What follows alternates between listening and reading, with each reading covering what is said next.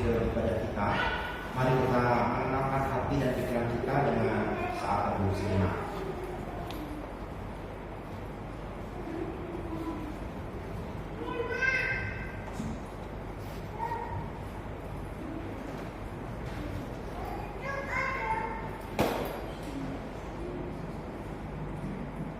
Mari kita bangkit berdiri, kita mengangkat pujian yang pertama dari Jemaat 161, segala kemuliaan bait 1 dan 2.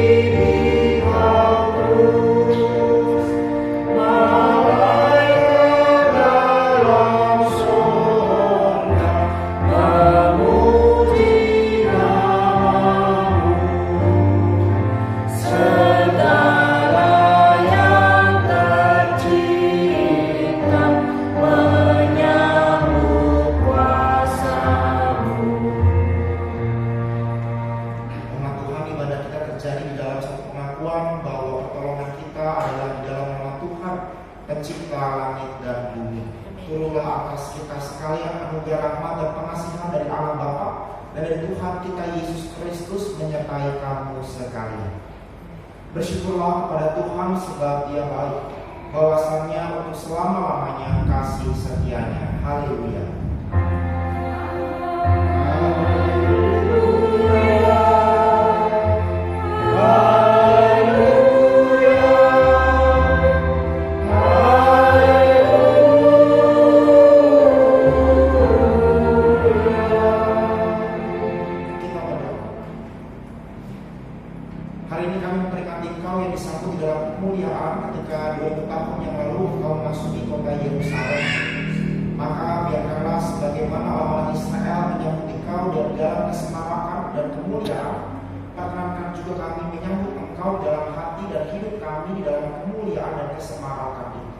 Karena itu ya Roh Kudus, kuasai kami, bukalah hati dan telinga kami, supaya hidup kami senantiasa dikuasai oleh Kristus Tuhan kami. Kami mempersembahkan ibadah ini ke dalam tangan pengasihan-Mu, Engkau yang hadir di tengah-tengah kami dari awal sampai pada akhirnya. Demi nama Kristus Tuhan dan Penebus kami. Amin. Silakan duduk Bapak Ibu semua. Kita akan kembali menyanyikan pujian dari Jemaat 161 bait 3 dan 4, segala kemuliaan.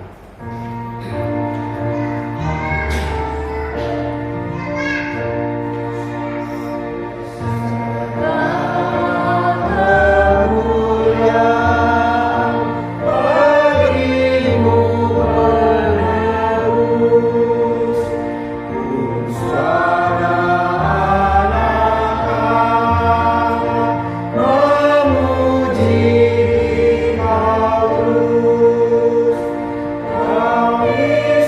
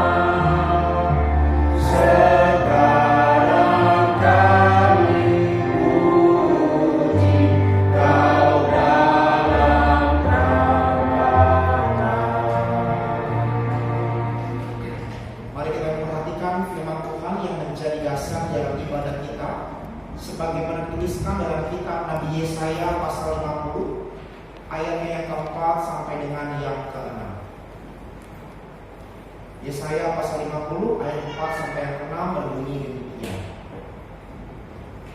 Mazmur 118 ayat 26 sampai 29. Mazmur 118 ayat 26 sampai yang ke-29 berbunyi demikian. Diberkatilah dia yang datang dalam nama Tuhan. Kami memberkati kamu dari dalam rumah Tuhan. Tuhanlah Allah, dia menerangi kita. Ikatkanlah korban hari raya itu dengan tali pada tanduk-tanduk mezbah. Allahku, engkau, aku hendak bersyukur kepadamu. Allahku, aku hendak meninggikan engkau. Bersyukurlah kepada Tuhan sebab dia baik, bahwasanya untuk selama-lamanya kasih setianya. Demikianlah firman Tuhan. Berbahagialah kita yang mendengarkannya dan yang memelihara firman ini. Kita kembali mengangkat pujian Kidung Jumat 145 baitnya yang pertama, mari tuturkan kembali.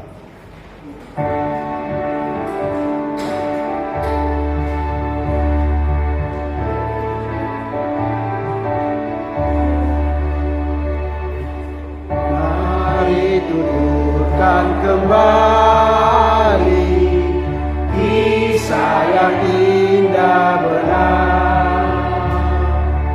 Warta berharga sekali, Yesus pahlawan besar.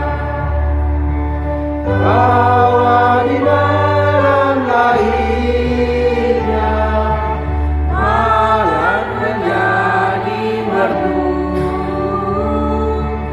Hormat diberi bagi Allah, dunia beroleh restu.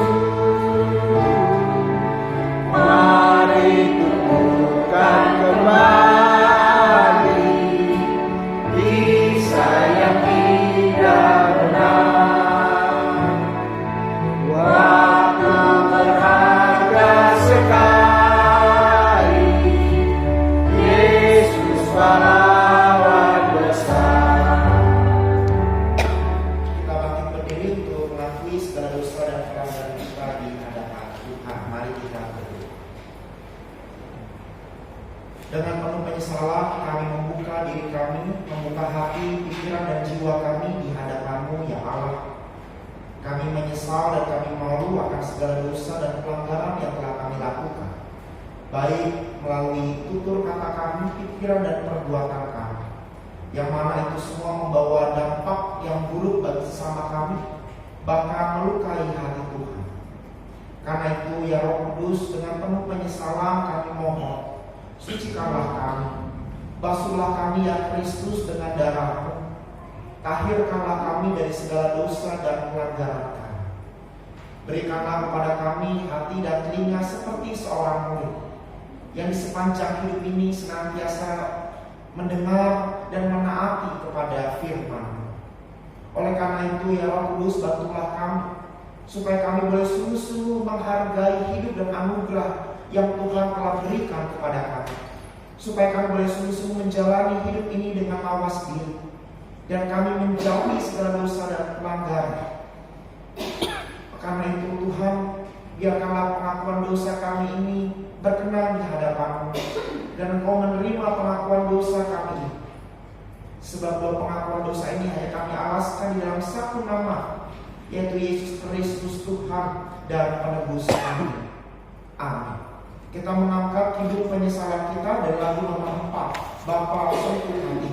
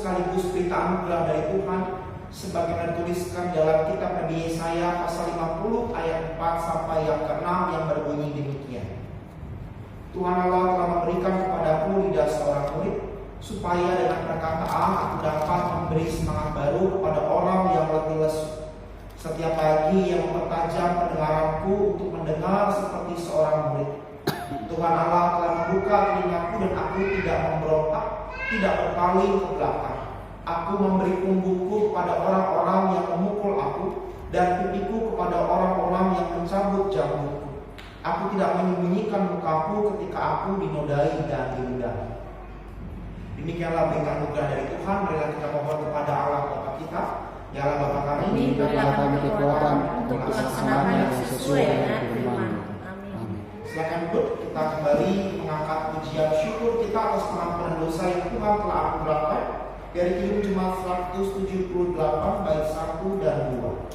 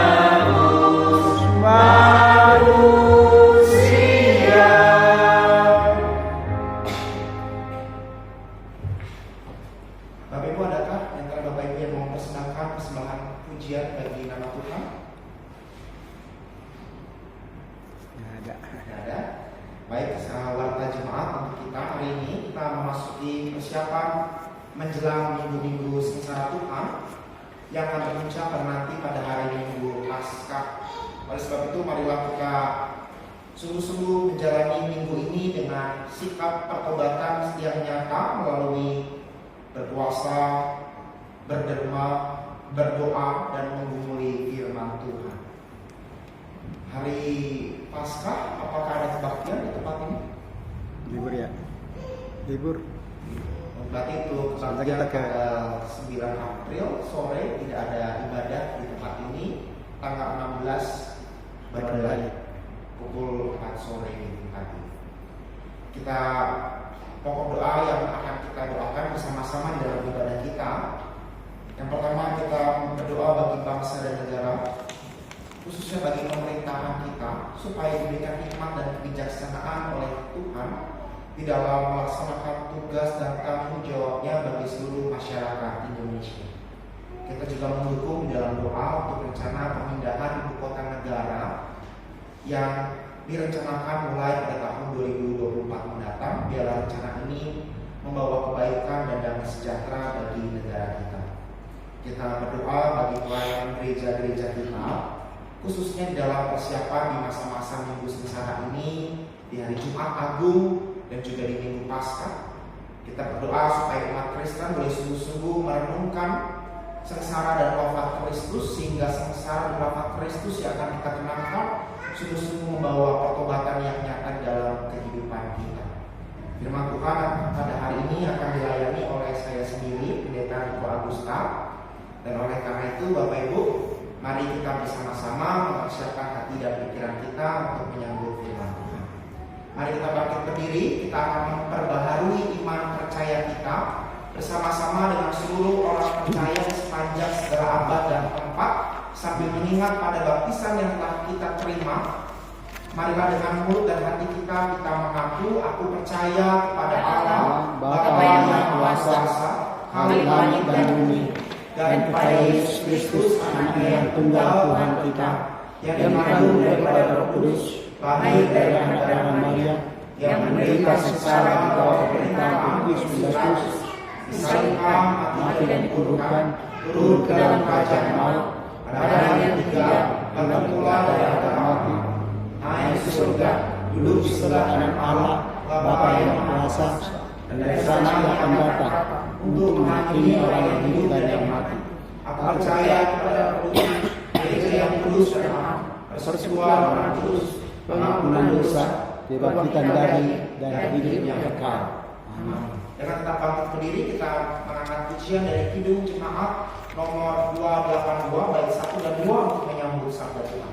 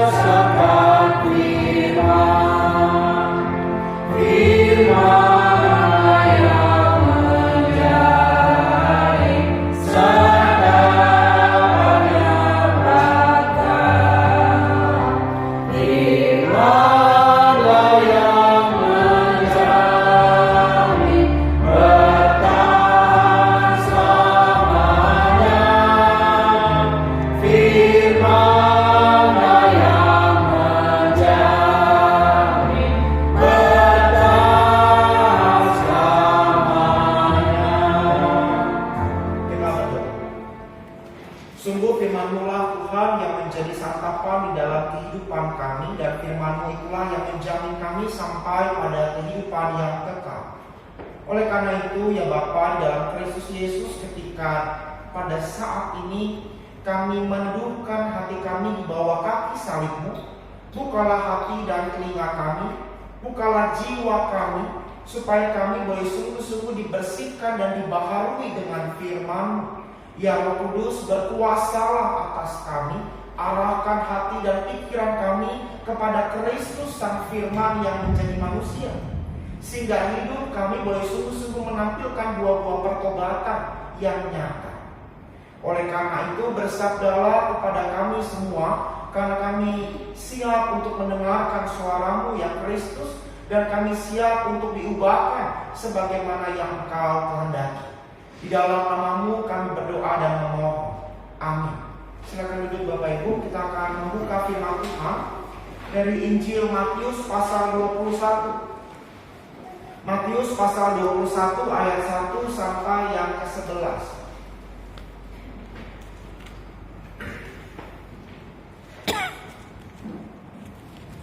Yesus dielu-elukan di Yerusalem. Ketika Yesus dan murid-muridnya telah dekat Yerusalem dan tiba di Betfage yang terletak di Bukit Zaitun, Yesus menyuruh 2 orang muridnya dengan pesan, "Pergilah ke kampung yang ada di depan itu, dan di situ kamu akan segera menemukan seekor keledai betina tertambat dan anaknya ada dekatnya. Lepaskanlah keledai itu dan bawalah keduanya kepadaku. Dan jikalau ada orang menegur kamu, katakanlah, Tuhan memerlukannya, ia akan segera mengembalikannya." Hal itu terjadi supaya genaplah firman yang disampaikan oleh Nabi. "Katakanlah kepada putri Sion, lihat rajamu datang kepadamu. Ia lemah lembut dan mengendarai seekor keledai beban muda." Maka pergilah murid-murid itu dan berbuat seperti yang ditugaskan Yesus kepada mereka. Mereka membawa keledai betina itu bersama anaknya, lalu mengalasinya dengan pakaian mereka, dan Yesus pun naik ke atasnya. Orang banyak yang sangat besar jumlahnya menghamparkan pakaiannya di jalan. Ada pula yang memotong ranting-ranting dari pohon-pohon dan menyebarkannya di jalan. Dan orang banyak yang berjalan di depan Yesus dan yang mengikutinya dari belakang berseru katanya, "Hosana bagi anak Daud, diberkatilah dia yang datang dalam nama Tuhan. Hosana di tempat yang maha tinggi." Dan ketika ia masuk ke Yerusalem, gemparlah seluruh kota itu, dan orang berkata, "Siapakah orang ini?" Dan orang banyak itu menyahut, "Inilah Nabi Yesus dari Nazaret di Galilea." Demikianlah firman Tuhan. Berbahagialah setiap kita yang bukan hanya membaca dan mendengar, tetapi yang memelihara dan melakukan firman ini di dalam hidupnya setiap hari. Ibu bapak, saudara-saudara yang dikasihi dan mengasihi Tuhan, hari ini kita masuk di dalam masa peralihan dari Minggu Prapaskah masuk di dalam masa-masa Minggu Sengsara. Minggu Sengsara dimulai besok hari Senin dan berakhir pada hari Minggu Paskah. Di dalam Minggu Sengsara ada 3 hari yang penting yang bagi sebagian besar gereja dirayakan pada hari Kamis Putih. HKBP menyebutnya dengan Malam Pasyon. Jumat Agung, lalu ada Sabtu Suci, Sabtu Sepi, atau ada gereja yang menyebutnya Malam Paskah, dan berpuncak pada saat perayaan Minggu Paskah atau Paskah Fajar, Paskah Mulia. Dan hari ini disebut sebagai hari Minggu Palem garis miring Minggu Sengsara. Nah, pada hari ini juga bertepatan dalam kalender Yahudi, dan ini kemudian akan menjadi terkait dengan peristiwa masuknya Yesus ke Yerusalem. Bagi orang Yahudi, 6 hari sebelum Paskah, karena Paskah Kristen selalu bertepatan bersamaan dengan Paskah Yahudi, maka 6 hari sebelum Paskah Yahudi, seminggu sebelum Paskah Yahudi, itu disebut dengan Shabbat Hagadol, Sabat besar. Artinya apa? Artinya bagi orang Yahudi, Sabat Hagadol adalah satu-satunya sabat di mana mereka boleh mempersembahkan domba yang tak bercacat kepada Tuhan sebelum mereka berpuasa, mengingat masa ketika nenek moyang mereka ada di tanah pembuangan, dan mengingat nenek moyang mereka ketika berjalan keluar dari Mesir masuk ke dalam tanah perjanjian. Dan inilah kaitannya Bapak Ibu. Secara waktu memang tidak dituliskan kapan peristiwa ini terjadi di dalam Injil Matius. Tapi kalau kita melihat Yohanes pasal 12, coba kita perhatikan Bapak Ibu, Injil Yohanes pasal yang ke-12.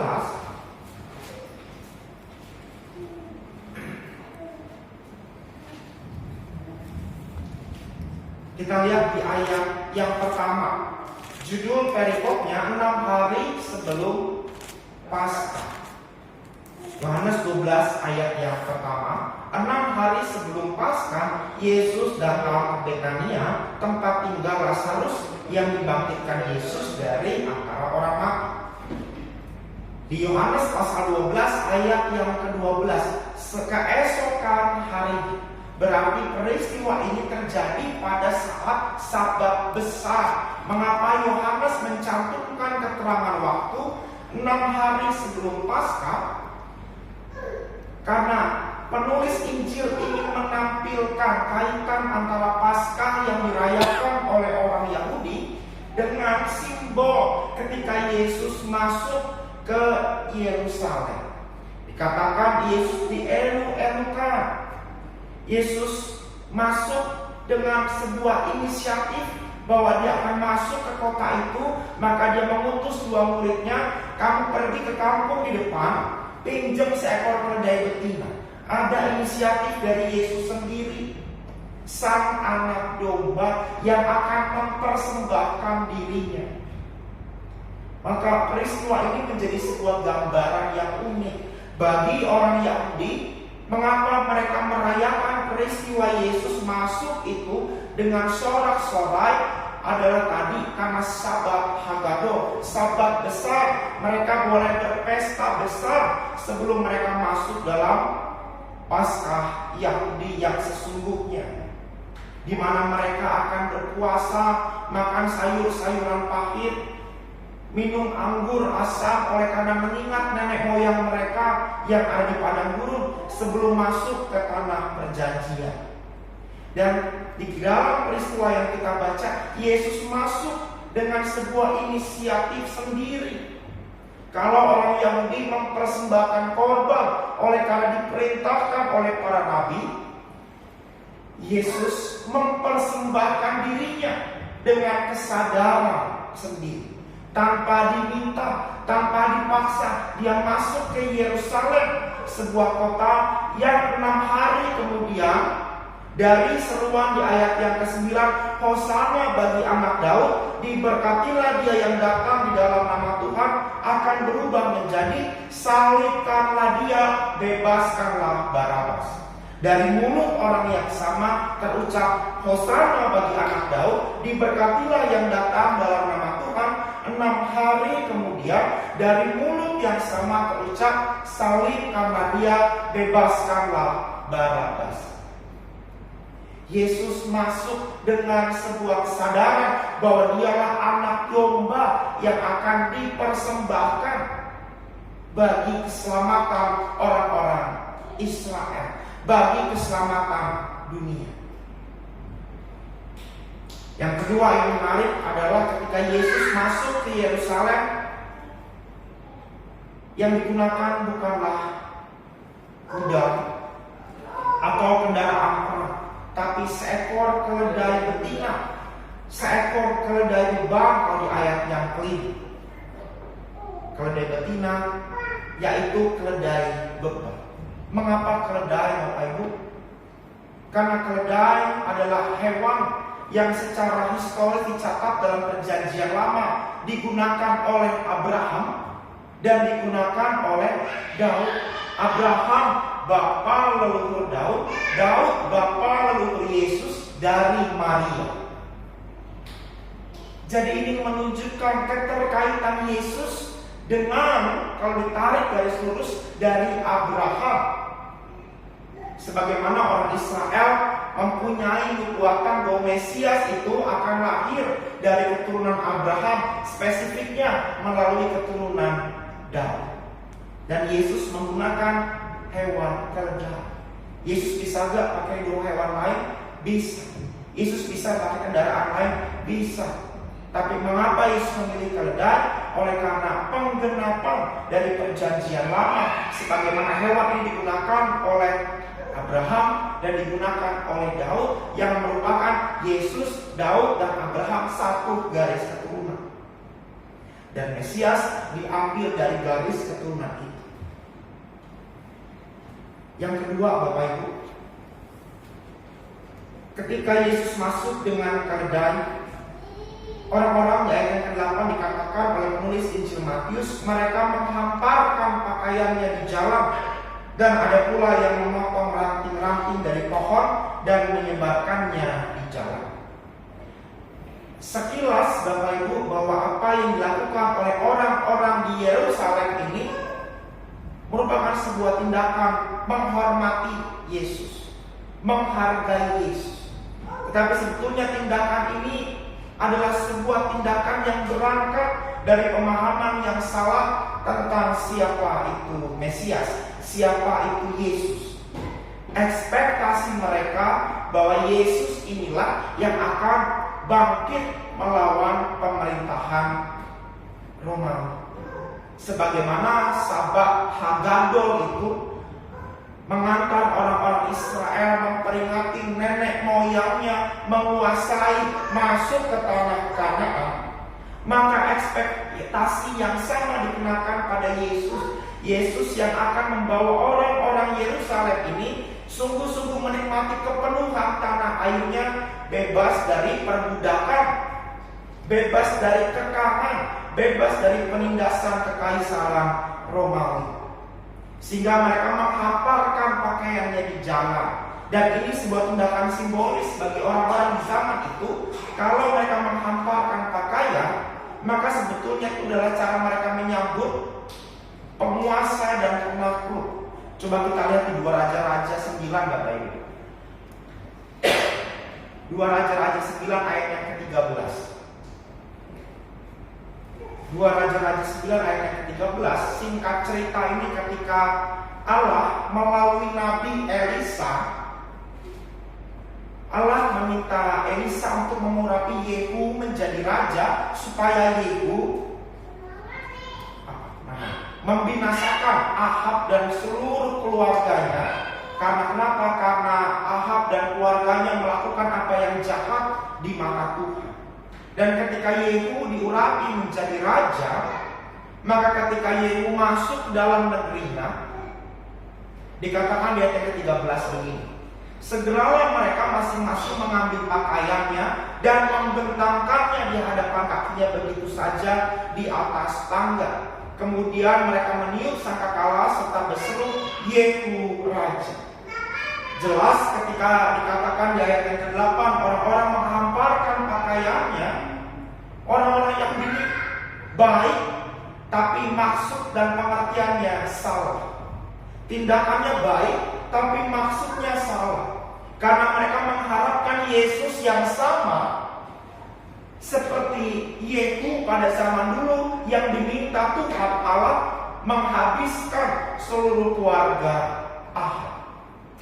Maka ekspektasi yang sama dikenakan pada Yesus, supaya Yesus bersama dengan seluruh muridnya menghabisi kekaisaran Roma. Nah, ini yang salah, ini yang keliru, yang kemudian apa yang menjadi ekspektasi dari orang-orang ini tidak mereka jumpai sepanjang 6 hari kemudian, sehingga kekecewaan mereka memuncak pada saat nanti Jumat Agung. Kita mendengar bacaan nanti akan dibacakan dalam perayaan Jumat Agung, salibkanlah dia, tanggunganlah dosa itu kepada kami dan keturunan kami. Begitu kata orang-orang Yahudi. Mengapa? Karena ekspektasi yang salah, keinginan yang salah dari orang-orang Yahudi kepada Yesus. Nah, sudah dikasih Tuhan, apa kemudian makna Yesus memasuki Yerusalem?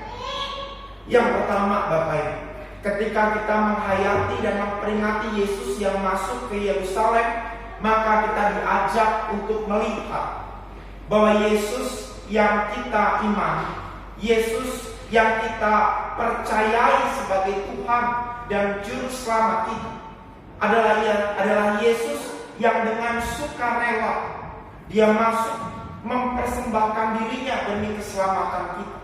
Yesus yang dengan sukarela masuk di dalam penderitaan demi keselamatan umat manusia. Kita sebagai orang Kristen seringkali tidak mau berkaca dan tidak mau melihat pada apa yang Yesus lakukan. Ketika Yesus memasuki Yerusalem, Yerusalem itu kan artinya, Salem itu kan dari kata salam, damai, kota yang damai. Tapi Yerusalem akan berubah menjadi Yerusalem, kota yang zalim kepada Yesus, kota yang jahat kepada Yesus, kota yang akan menolak bahkan menyalibkan Dia. Tapi Yesus tidak menghindari. Yesus masuk ke dalamnya, bahkan Dia mengatakan dengan mengutip apa yang disampaikan oleh Maleakhi, lihatlah rajamu datang kepadamu, ia lemah lembut dan mengendarai seekor keledai. Ia lemah lembut. Lemah lembut dalam bahasa Yunani digunakan kata praos, Bapak Ibu. Praos artinya apa? Praos artinya Yesus bisa mengatur perasaannya. Praos itu kata benda yang artinya adalah kekang, Bapak Ibu. Kalau Bapak Ibu pernah melihat delman, di mulut kuda itu kan ada kekangnya. Kekang itulah praos dalam bahasa Yunani. Artinya untuk mengatur, mengontrol diri kita. Nah, ketika dikatakan rajamu datang kepadamu, ia lemah lembut. Yesus takut gak ketika masuk Yerusalem? Yesus takut, Bapak Ibu. Di malam Getsemani bahkan dikatakan bahwa bilur-bilurnya menjadi darah. Dia berdoa, Bapa, biarlah cawan ini lalu daripadaku, tapi jangan kehendakku yang jadi. Yesus takut. Tapi Yesus dikatakan ia lemah lembut, ia mengontrol perasaannya. Ia tidak membiarkan ketakutan itu membuat dia melarikan diri dari Yerusalem, tapi dia masuk ke Yerusalem dengan rendah hati, dengan sebuah kesadaran bahwa aku harus masuk ke kota ini sebagaimana kehendak Bapa. Aku akan dipersembahkan sebagai domba yang tak bercacat demi keselamatan dunia. Kalau Yesus mau masuk ke dalam pergumulannya, maka bagi kita pada saat ini ada banyak orang yang kemudian enggan untuk menderita. Banyak orang yang ketika menghadapi pergumulan hidup tidak terlalu berat, tapi ketika pergumulan itu ada di depan mata kita dengan mudahnya meragukan Tuhan, mempertanyakan keberadaan Tuhan, mempertanyakan pemeliharaan Tuhan. Yesus tidak. Yesus tahu dia harus masuk via Dolores. Dia harus masuk ke jalan salib itu. Dia harus masuk ke kota yang zalim itu, dengan sebuah keyakinan bahwa Bapaknya tidak pernah meninggalkan dia. Justru lewat kesengsaraan itulah cahaya Paskah itu akan terbit. Kemuliaan itu akan dinyatakan kepada anak manusia. Kemuliaan itu akan ditampilkan, diberikan kepada Kristus yang masuk ke dalam kota Yerusalem itu. Yang kedua, Bapak Ibu yang dikasihi Tuhan, ketika pertama tadi Yesus masuk dalam penderitaan dan Dia mengontrol perasaannya, maka kita juga mau belajar dari sikap Yesus itu. Maka yang kedua, Bapak Ibu yang dikasihi Tuhan, sebagaimana yang ke-8, orang banyak sangat besar jumlahnya menghamparkan pakaiannya di jalan. Dari tindakan simbolis ini kita mau belajar bahwa ketika kita menyambut Tuhan, maka biarlah sambutan itu kita berikan bukan karena ada tuntutan yang kita berikan kepada Tuhan. Kita menghormati Tuhan, kita memuji Tuhan, bukan karena ada maunya, bukan karena ada apa-apanya yang kita tuntut dari Tuhan. Biasanya orang Kristen semakin rajin ke gereja karena ada tuntutannya, karena ada maunya, karena ada permintaannya khusus kepada Tuhan. Seakan-akan dia memberikan penghormatan pujian kepada Tuhan, dia mau ada timbal baliknya dalam kehidupan. Nah, inilah yang keliru, inilah yang salah. Kelihatannya baik, Anda ke gereja baik, Anda berdoa itu bagus, Anda mempersembahkan kolekte yang terbaik itu bagus. Tapi kalau kemudian apa yang Anda berikan itu ada maksud tertentu kepada Tuhan, ada maksud tertentu yang Anda tuntut dari Tuhan, maka ada yang salah dengan apa yang Anda berikan kepada Tuhan itu. Orang Israel ini mereka baik, mempersembahkan apa yang terbaik untuk menyambut Yesus. Tapi cara mereka menyambut itulah yang salah. Maksudnya keliru. Ketika kita memberikan sesuatu kepada Tuhan dengan ada maunya, maka di situ sudah sedang tidak menghormati Tuhan. Tapi Anda sedang memperlakukan Tuhan seperti layaknya Anda datang kepada paranormal. Anda bawa persembahan tertentu, lalu nanti dukun itu akan memberikannya untuk Anda. Bukan demikian cara kita berelasi kepada Tuhan.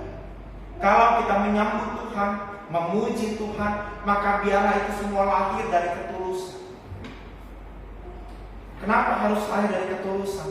Karena kalau tidak ada ketulusan, ketika pergumulan itu terjadi dalam hidup Anda akan jadi orang pertama yang akan meninggalkan Tuhan. Lihatlah sekarang ini, bagaimana orang dengan mudahnya meninggalkan Tuhan. Anda ingat dulu ada penyanyi Indonesian Idol yang menjadi Kristen, khotbah sana sini, tapi kemudian meninggalkan Tuhan. Ketika dia menemukan sebuah pergumulan yang dia merasa dia tidak mendapatkan jawaban, lalu dengan mudah dia meninggalkan Tuhan, seperti membalikkan telapak tangan. Atau ada orang lain yang saya kenal, ketika dia dalam fase hidup yang sulit, dia berdoa, berpuasa, lalu Tuhan memberikan kepadanya pekerjaan yang baik. Tetapi kemudian dia di dalam perjalanan hidupnya, pekerjaan itu membuat dia menjadi lupa Tuhan. Lalu karena dia lupa Tuhan, dia lupa pada pasangan hidupnya yang sah, berselingkuh, pindah agama. Ketika Anda memuji Tuhan dengan motivasi yang salah, maka ketika pergumulan itu datang, Anda bisa jadi orang pertama yang meninggalkan Tuhan. Lihat Petrus ketika di Kaisarea Filipi, Yesus bertanya, menurutmu siapakah aku? Petrus dengan lantang, engkau adalah Mesias, anak Allah yang hidup. Setelah bagian itu Yesus masuk dalam percakapannya bahwa anak manusia akan diserahkan. Lalu Petrus tidak terima. Dia tarik Yesus. Dia katakan, guru jangan ngomong seperti itu. Artinya apa? Petrus tidak siap menderita. Petrus siap ketika Yesus dimuliakan, tapi Petrus tidak siap ketika Yesus menghadapi sengsara. Dan apa yang dikatakan Petrus kemudian terjadi bukan ketika Yesus ditangkap, Yesus dibawa ke pengadilan, Petrus pun juga dibawa kepada pengadilan. Lalu ketika ditanya kepada kepala prajurit tanya kepada Petrus, bukankah engkau bersama-sama dengan dia? Lalu Petrus menjawab, aku tidak kenal dia. Orang yang pertama memuji Tuhan, tapi ketika motivasinya salah, maka dia jadi orang pertama yang meninggalkan Tuhan juga.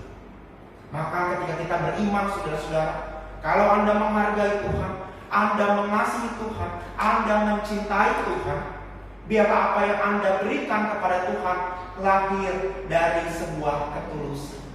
Ketika itu lahir dari ketulusan, seberat apapun salib Anda tidak akan menjadi orang yang lekas meninggalkan Tuhan. Catat baik-baik, saudara. Ketika Anda memberikan segala sesuatunya kepada Tuhan dengan ketulusan, maka seberat apapun salib Anda tidak akan pernah dengan mudahnya meninggalkan dan melepaskan Tuhan. Dua sikap ini yang mau kita pelajari. Kerelaan Yesus masuk dalam jalan derita juga mengajak kita untuk sebagai orang Kristen, jalan salib kita berbeda-beda.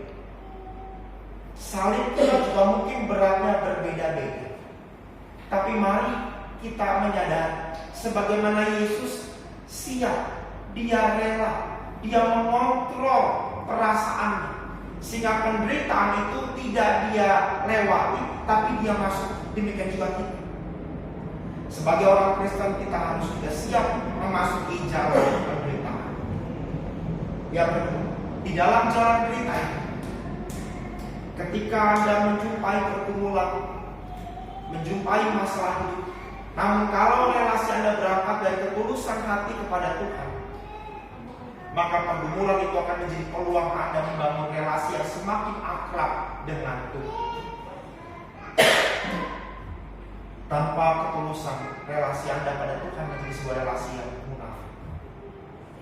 Maka biarlah ini yang mengantar kita untuk sungguh-sungguh mempersiapkan hati dan diri kita menyambut dan mempersiapkan diri kita merayakan minggu-minggu sengsara Tuhan. Saya mau mengajak kita Bapak Ibu sepanjang minggu sengsara ini, Senin, Selasa, Rabu, Kamis, Jumat sampai dengan Sabtu. Kalau Bapak Ibu kuat berpuasa. Kenapa berpuasa? Ini cara kita melatih diri kita, menyatukan penderitaan kita dengan penderitaan Kristus. Dan di dalam penderitaan bersama Kristus itu juga kita memiliki pengharapan akan Paskah mulia, kebangkitan mulia. Sebagaimana kita bersatu dalam penderitaan Kristus, kita percaya bahwa dalam kebangkitan Kristus kita juga dibangkitkan dari kehidupan lama kita. Kita mematikan kehidupan lama kita, egoisme kita, kepentingan diri, kesombongan, kecongkakan kita. Kita matikan di sepanjang minggu ini. Lihatlah bahwa apa yang kita lakukan itu yang menyebabkan Yesus wafat di kayu salib. Apa yang diharapkan orang-orang di ayat ke-8 dari bacaan kita, itu yang membuat Yesus bersalib. Apa yang diharapkan oleh orang-orang ini dari Yesus sebagai Mesias secara politik, itulah yang menyalibkan Yesus. Kita bukan orang Israel. Kita orang yang hidup di masa ini.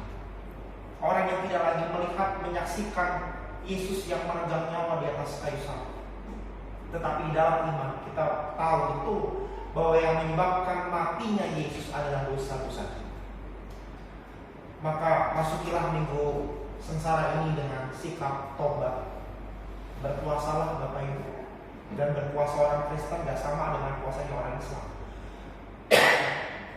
Puasanya orang Kristen adalah kita mengekang hawa nafsu, bukan mengubah jam makan ya Bapak Ibu. Tetangga kita kan mengubah jam makan. Puasa dari matahari terbit sampai matahari terbenam. Tidak makan memang, tapi sore hari ketika buka menunya seabad-abad di atas meja kan. Itu berarti memindah jam makan. Anda bukan memindah jam makan, tapi Anda mengontrol hawa nafsu Anda. Mau makan jam berapa terserah, tapi usahakan dalam makan itu misalnya ambil contoh makan 1 kali kenyang.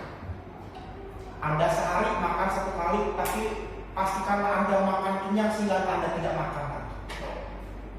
Mau bukanya jam berapa terserah, buka jam 5 sore, jam 6 sore, jam 7 sore, jam 3 sore bebas. Tapi dalam tindakan itu Anda bukan seperti orang yang menghindari jam makan. Anda makan sebanyak-banyak bukan, tapi matikan hawa nafsu. Di dalam sikap itu saudara-saudara kita melatih bagaimana supaya hawa nafsu tidak menguasai kita, sebagaimana hawa nafsu menguasai orang Israel yang kemudian dari mulut mereka salib karena Yesus. Itu puasa yang pertama. Puasa yang kedua bisa dilakukan tidak makan daging misalnya. Dulu ketika saya di Afrika Selatan, saya berjemaat di gereja Anglikan Bapak Ibu. Gereja Anglikan punya tradisi yang mirip seperti gereja Katolik. Mereka berpuasa besar setiap hari Minggu Sengsara. Tidak makan daging, tidak makan makanan yang bernyawa.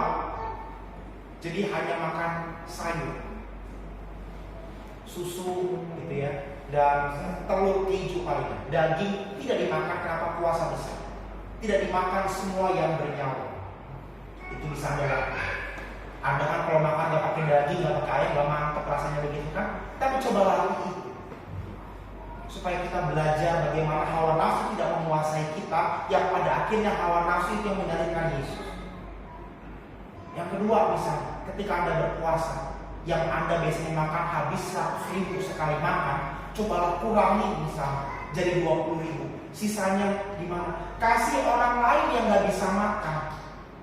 Itu juga cara berpuasa. Anda tak harus menghabiskan 100.000 sehari untuk makan. Makan 20.000, sisanya Anda kasih ke orang lain. Itu cara berpuasa juga. Kalau kita mau bahas puasa Kristen, Bapak Ibu, bisa jadi materi khotbah yang panjang. Tapi saya mau ajak kita latihlah di minggu-minggu ini. Saya mulai melatih Bapak Ibu. Saya merokok kan, tapi saya mengurangi seminggu tidak merokok. Itu cara puasa saya. Jadi coba latih itu Bapak Ibu. Saya hari ini gak bawa rokok Bapak Ibu. Lihat kan di tas koga saya gak ada rokok hari ini. Jadi saya bukan cuma ngomong, saya coba praktekkan sungguh-sungguh. Saya mau mengajak kita untuk kita menjalani minggu-minggu tobat ini dengan sebuah sikap pertobatan yang nyata. Nanti ketika Anda masuk minggu sengsara, hayati minggu sengsara itu bukan sebagai tradisi liturgi harian, tapi sungguh-sungguh sebagai sikap pertobatan. Sehingga masa Paskah bukan sekedar kalian bergerejawi Bapak Ibu, tapi sungguh-sungguh momentum Anda bertobat. Selamat berpuasa, selamat memasuki masa-masa suci ini. Tuhan menolong kita mempersiapkan diri untuk mengenang wafat, sengsara, dan kebangkitan Kristus. Amin. Kita hening sejenak bersabda sabda Tuhan.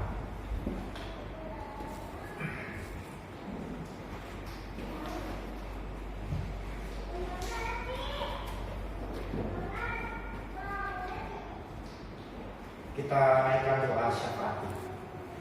Terima kasih Yesus untuk firman-Mu yang meneguhkan kami, firman-Mu yang menguatkan kami, dan firman-Mu yang menyucikan kami untuk senantiasa mengingat bahwa Engkau adalah teladan yang sempurna bagi kami.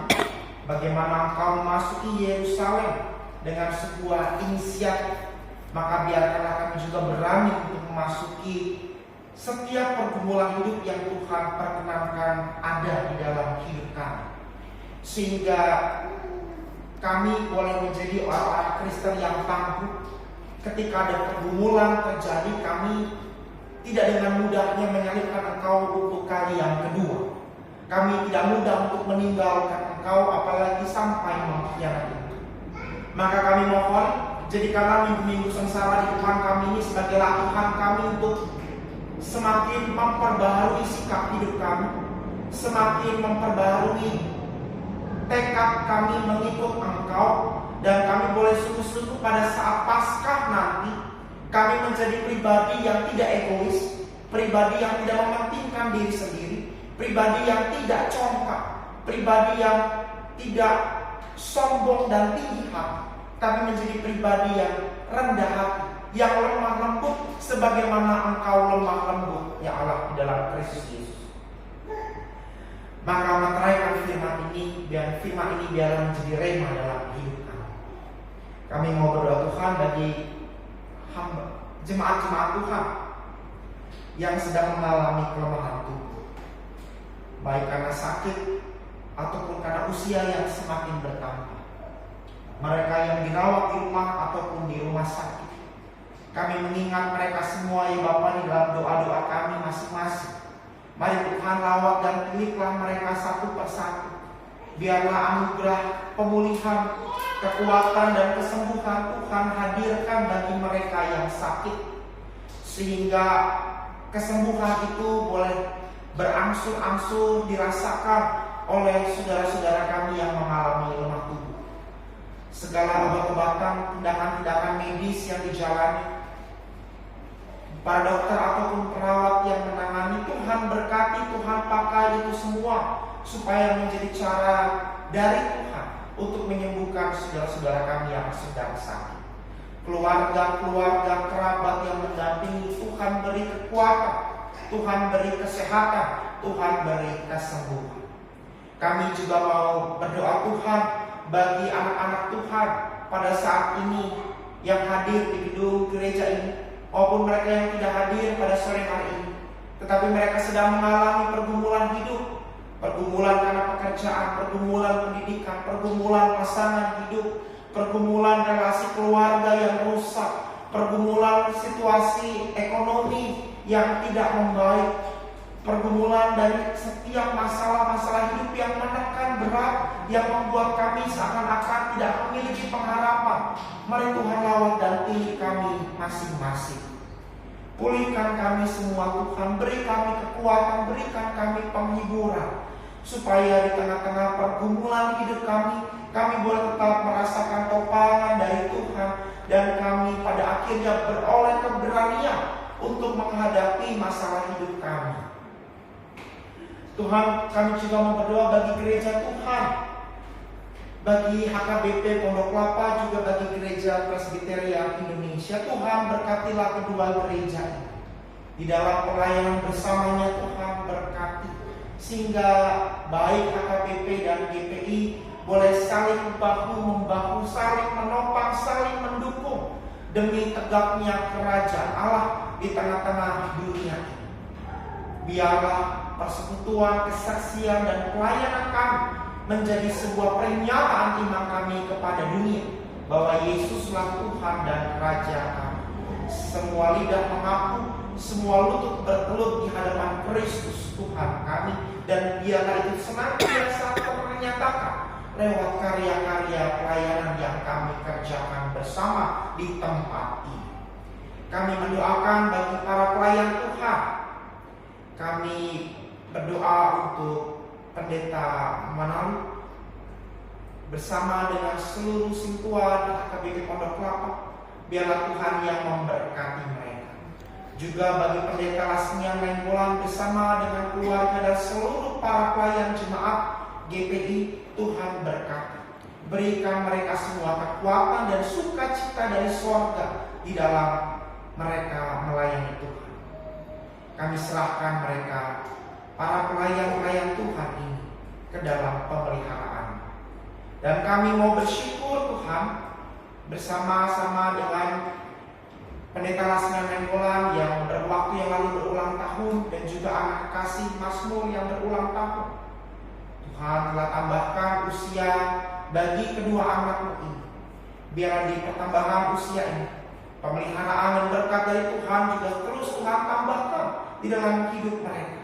Pendeta Lasmian di dalam pelayanan ini semakin diberkati, semakin diberikan kekuatan dari Tuhan, dan pelayanannya boleh semakin menjangkau banyak jiwa. Apa yang dia butuhkan di dalam pelayanannya, Tuhan yang terus melengkapi dia. Segala yang baik Tuhan tambahkan, segala yang jahat Tuhan jauhkan dari hidupnya. Demikian juga bagi Mazmur yang Tuhan telah tambahkan usianya beberapa hari yang lalu. Tuhan berkati dia. Anak ini milik Tuhan, maka masa depannya juga dari Tuhan. Apa yang baik Tuhan sediakan bagi Mazmur, yang terbaik, yang termanis, yang terindah, kami percaya Tuhan telah sediakan bagi Mazmur. Yang jahat Tuhan jauhkan, segala sakit dan penyakit kami patahkan di dalam nama-Mu. Kami serahkan Tuhan kedua hamba-Mu ini yang berulang tahun, Pendeta Lasmian bersama dengan Mazmur, ke dalam cinta kasih dan pemeliharaan Tuhan. Tuhan Allah Bapa kami juga menyerahkan bangsa dan negara kami Indonesia. Terima kasih kalau Tuhan telah menghadirkan kami di bumi pertiwi ini, sebuah negara yang begitu kaya akan keberagaman suku bangsa, bahasa, agama, dan juga pandangan politik. Peliharakan bangsa kami dalam cinta kasih-Mu, jauhkan dari segala konflik dan perpecahan. Doa yang jauh daripada sempurna ini kami persatukan dalam nama Yesus Tuhan dan Penebus kami. Amin.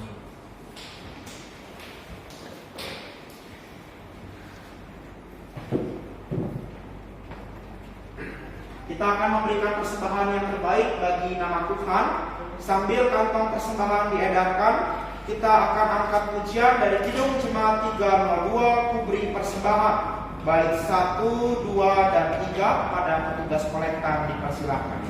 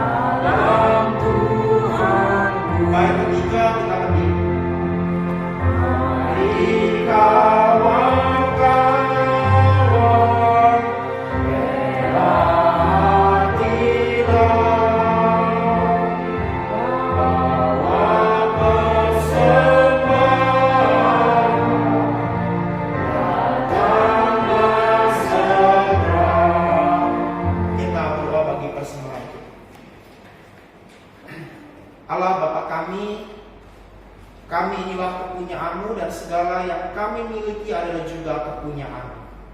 Di sini kami telah memberikan sedikit dari apa yang kami miliki. Mungkin tidak ada bandingnya dengan segala berkat yang Tuhan sudah limpahkan kepada kami. Tetapi kami mohon ya Allah, terimalah dan kuduskanlah persembahan kami ini, supaya persembahan ini menjadi dupa yang harum di hadapan-Mu. Buatlah persembahan ini menjadi tanda syukur dan sukacita kami, sekaligus menjadi komitmen kami untuk terus mempersembahkan diri kami sebagai persembahan yang hidup, yang kudus dan yang berkenan kepadamu. Ajarkan kami untuk selalu dengan sukarela dan dengan tulus hati mempersembahkan korban syukur kami kepadamu.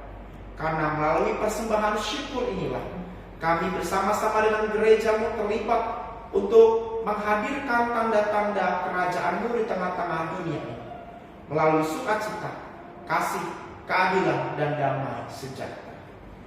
Maka ya Bapa, biarlah kami di sepanjang hidup kami, terkhusus di sepanjang minggu-minggu suci ini, kami terus mempersembahkan diri kami melalui sikap tobat yang nyata sebagai wujud persembahan syukur kami kepadamu. Demi Kristus Tuhan kami. Amin. Dengan bangkit berdiri kita akhiri ibadah ini dengan menyanyikan Kidung Jemaat 438 bait 1, 3, dan 4, apapun juga menimpamu.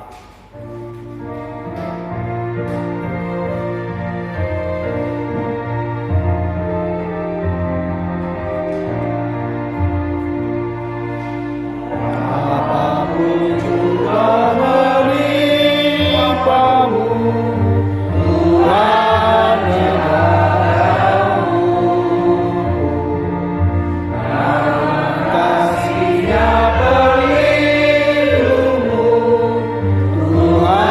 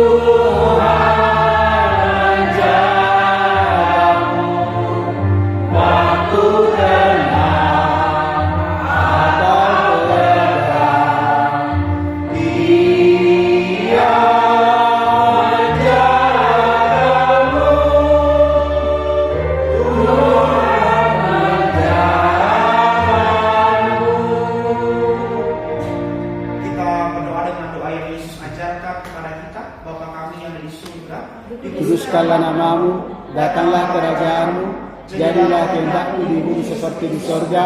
Berikanlah kami pada hari ini makanan kami yang secukupnya, dan ampunilah kami akan kesalahan kami, seperti kami juga mengampuni orang yang bersalah kepada kami. Janganlah bawa kami ke dalam pencobaan, tetapi selamatkanlah kami dari jahat.